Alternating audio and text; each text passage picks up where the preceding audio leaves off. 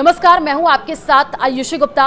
प्रधानमंत्री नरेंद्र मोदी और वसुंधरा राजे की मुलाकात को लेकर राजस्थान की सियासत में हलचल मची हुई है। राजस्थान की पूर्व मुख्यमंत्री वसुंधरा राजे ने सोमवार को संसद भवन दिल्ली में प्रधानमंत्री नरेंद्र मोदी से मुलाकात की थी। जगदीप धनखड़ के उपराष्ट्रपति पद से इस्तीफे देने के बाद यह मुलाकात काफी अहम मानी जा रही है। इसके सियासी मायने भी निकाले जाने लगे हैं। जगदीप धनखड़ के उपराष्ट्रपति पद पर निर्वाचित होने से पहले संभावितों की लिस्ट में वसुंधरा राजे का नाम भी चला था। बाद में धनखड़ को उपराष्ट्रपति बना दिया गया था। धनखड़ के इस्तीफा देने के बाद राजस्थान में बीजेपी के लिए किसान कौम जाट समुदाय को साधना किसी चुनौती से कम नहीं है। माना यह जा रहा है कि प्रदेश में पैदा हुए इस सियासी संकट को लेकर दोनों नेताओं के बीच में चर्चा हुई है। वसुंधरा राजे प्रदेश की 2 बार मुख्यमंत्री रह चुकी हैं। इस बार पार्टी ने भजनलाल शर्मा को मुख्यमंत्री बनाया था। अब धनखड़ के इस्तीफे के बाद पार्टी वसुंधरा के अनुभव का फायदा लेना चाहती है। जाट समाज पर भी उनकी विशेष पकड़ मानी जाती है।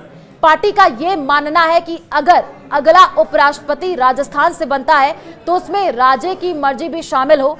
उपराष्ट्रपति की दौड़ में राजस्थान के रहने वाले सिक्किम के राज्यपाल ओम माथुर का नाम भी चल रहा है। जगदीप धनखड़ के इस्तीफे के बाद से नए उपराष्ट्रपति को लेकर के भी अटकलों का बाजार गर्म हो गया है और बीजेपी के वरिष्ठ नेता केंद्रीय मंत्री मनोहर लाल खट्टर का नाम भी चर्चाओं में है। और जब उनसे एक सवाल पूछा गया तो उन्होंने जवाब दिया। जब उनसे पूछा गया क्या वो उपराष्ट्रपति के रेस में है तो उन्होंने कहा, मैं विकल्प चुनने के लिए पैदा ही नहीं हुआ हूं। मुझे जो सूचना मिलती है उसके हिसाब से काम करता हूं। इसका मतलब साफ है कि वो किसी पद के लिए अपनी पसंद जाहिर करने के बजाय पार्टी के आदेशों का पालन करेंगे। ओम माथुर और वसुंधरा राजे की अदावत किसी से छिपी नहीं है।